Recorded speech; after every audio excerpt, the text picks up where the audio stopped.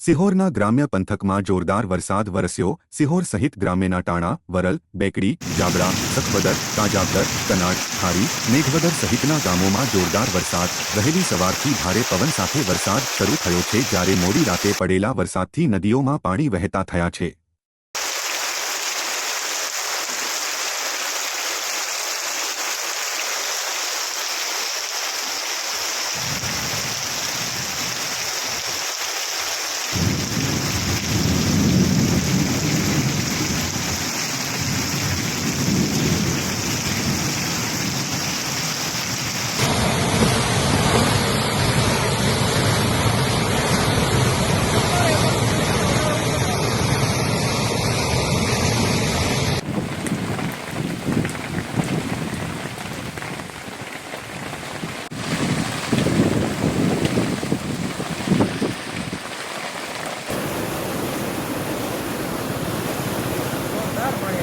ડેમનો વિચાર કરતો